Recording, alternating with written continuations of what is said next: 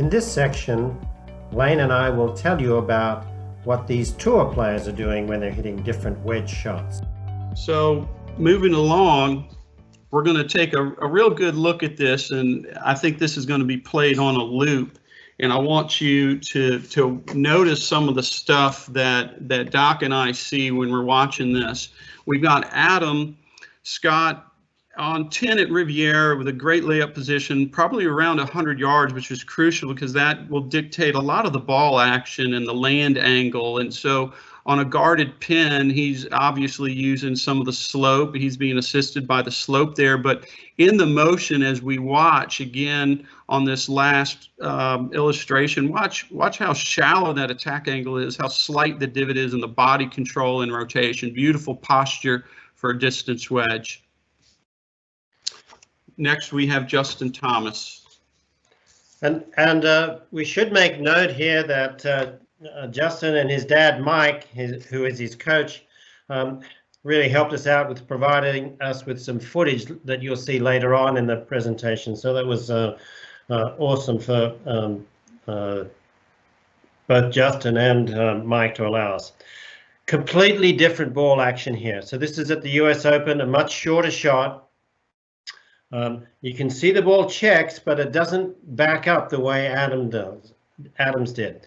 And so this is a function of the green type, the slope of the green, and the fact that this is a much shorter shot, and so you can't get the same land angles and spin that you can on the longer shots.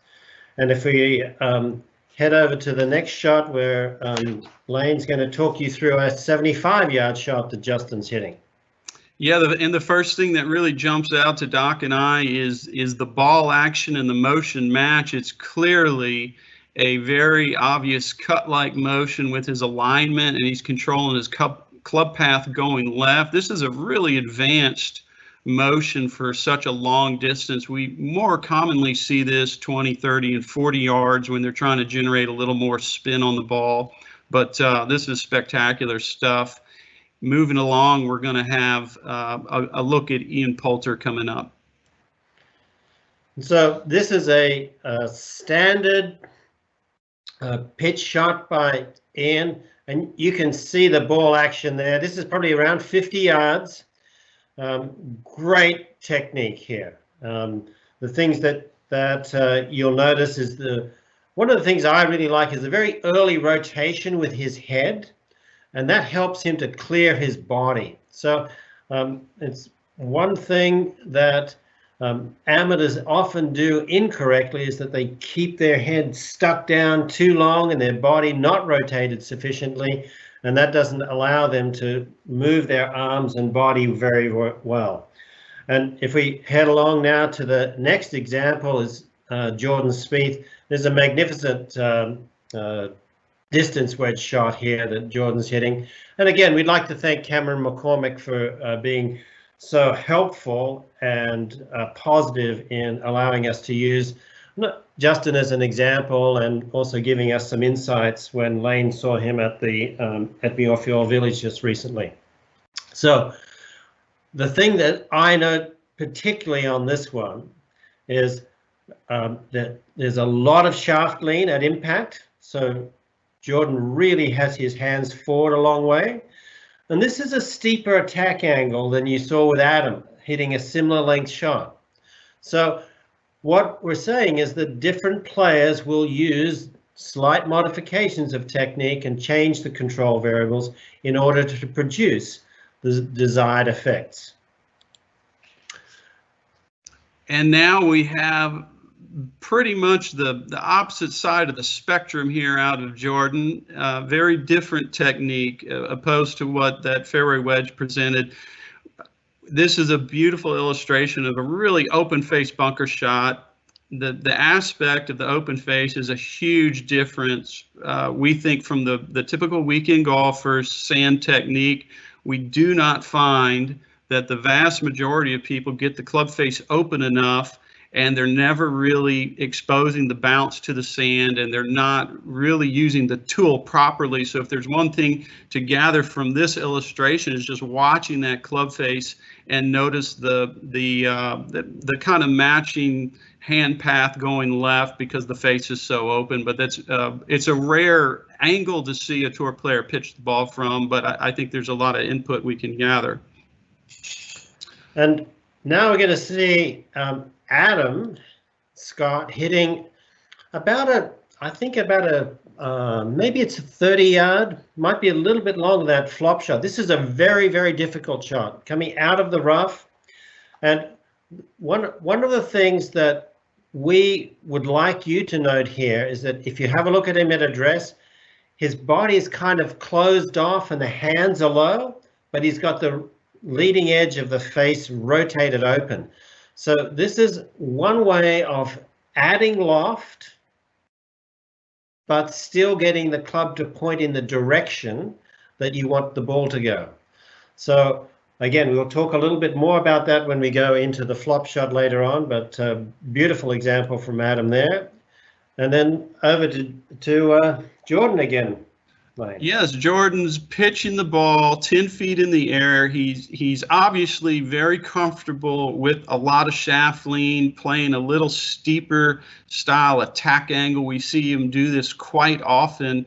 But this is a pretty standard technique. He's just a little bit strong in some of these angles because he's comfortable doing it. It's somewhat of a preference for him. But notice the ball location at the start. It's assisting with the shaft lean for both setup and impact. And this lower trajectory, people just need to be aware there's got to be enough green space available to pitch the ball in this manner. But the ball behavior is kind of a check, give, and that's a typical, you want to see a couple checks before the ball relaxes and releases a little bit there, but that's a perfect illustration from Jordan. And moving along, we have Duffner now hitting it about the same distance, but vastly different trajectory, a different style of shot. This is out of the rough, and what we're picking up here is that it is very similar to that technique we saw Jordan using out of the bunker when he was hitting towards the camera. And what you're seeing is very obvious weight left at address, really open club face, body line shut, similar to what we saw from Adam Scott. But because the ball's sitting down, he's having to employ a steeper attack angle so that lead edge can fit under the ball when the face is open like that. And because he wants the ball to go high, one of the significant control variables here that he's got to master to match the trajectory is he's got to have minimal shaft lean, and he's just got to watch that nice underhanded release, watch that club face stay really open in these frames. And then somewhat similar, here's Jordan hitting a shot we think in Texas. Obviously it found its way to the hole, so you can't question the result here. I think the standout feature here is how much Jordan, through impact and into follow through, extends and rotates the body. And this will give him a shallow attack angle. So the rough isn't as deep as the stuff that Duffner was hitting out. So he can afford to be shallow here. And that body extension and rotation allows him to get the handle to move up, which keeps his attack angle shallow. And we're now going to have a look at, this is a super special shot here, hit by Justin Thomas. This is a little 30-yard nipper and comes over the bunker, checks hard, and then just relaxes out to the hole. The advanced characteristics here, the hand and the club path are left here. He's probably hitting this one off the toe of the club face. He's still got shaft lean. In fact, we'll see that on the next slide. He's got shaft lean on this shot here, but because of the way he's using the tool, he can still get plenty of grab, and the ball launches somewhat low, not really low, but enough so that he can get over the bunker and have enough spin on it that it can stop. And then if we have a look at Mr. Poulter here. So we're going to do a little bit of a video exercise here. We're going to watch Ian hit this shot a few times. We want you to pay attention to the ball behavior. Keep in mind that this is obviously a lovely little pitch from Poulter at Hilton Head, and we're going to do a quick review on some of these fundamentals. Remember here that this is the same distance shot that we just saw at Justin Thomas, where the ball was really spinning, and so we've got vastly different ball behavior on the same distance shot. A lot of that is driven because of the face angle being used is square. It's not open where Justin's was open, and his path is very neutral, and so we're going to get very standard kind of action on the ball. Again, mentioning that check, check, give. You see the ball hop in the air twice, then relax up to the hole. And he's likely using the center of the club face, which is contrasting to what we saw out of Justin. It's a different technique, but it's a standard technique. We got to remember JT's kind of cut swings there are pretty specialized from those distances. A lot of this is just simply driven by the amount of green and the angles that the players are having to work with. But watch his body movements closely, and we're going to slow this down and put it into a few frames for you in the next image. So these were really speaking pretty strong to me at how textbook a lot of these fundamentals are. So we'll start on the frame all the way to the left. The things that my eyes go to are we're at the top of his swing, and I want you to notice how much torso turn there is. There's a significant amount of body turn, especially in his upper chest, his shirt, that we see as a trend, the massive turn on short shots from the best wedge players. Secondly, look at the forward bend. He's really in his posture. And so those are two areas that we see the weekend golfer pivot from. They're not turning enough, and they generally speaking don't have enough forward bend in their posture, or they lose their forward bend at one point. So moving along to frame 2, and I want your eyes to kind of bounce back and forth between that logo on his cap, and you clearly notice different amount of sunlight on his face now. It's really evident that his head is starting to rotate really early. And that is a really nice feature. We commonly see this on some of the best ball strikers. Ian is not known for his ball striking, but he certainly has a beautiful fundamental wedge technique here that we would advocate.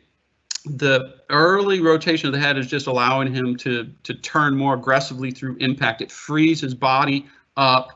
And as we look to frame 3 to the far right, we see a lot of changes here. Notice how the body posture is much different. He is rotating and he's extending everywhere. There's a ton of logos on the shirt now that you can see. And secondly, the lower body is vastly different. Look at the pelvis. The lead leg is much taller. The chest is really rotated. They're all kind of catching up with where the head is leading the motion. And so this is a big key for people. If they feel restricted at impact, just let the chin rotate early, and a lot of times it could prompt rotation for you. Lastly, let's not forget the wrist angles and what he's doing down at the bottom. Very disciplined out of the hands. The handle is close to his body. It's indicating a lot of connection in the lead arm. We're going to talk about that in the future on some distance wedges. And the club head is down. This is the same, what we call a 730 position that a lot of the other players are demonstrating throughout this presentation. He is clearly maintaining a flat lead wrist, which preserves the shaft lean. Ultimately, he knows what loft he's delivering for this shot. This is very similar to what we're going to see as Steve Stricker comes up. The wrist angles match from the same distance. So here's Steve hitting a 75-yard shot. Again, very, very similar things to Ian. Big shoulder turn, good maintenance of spine angle. One of the big differences is that Steve does not hinge the wrists as much as Poulter, and really you can see that he makes a little move in transition here, which tends to get the club moving on an in to out path. Now this could be something that would be really valuable for many amateur players whose predominant pattern is to come over the top and be too far left with their swing plane and their club path.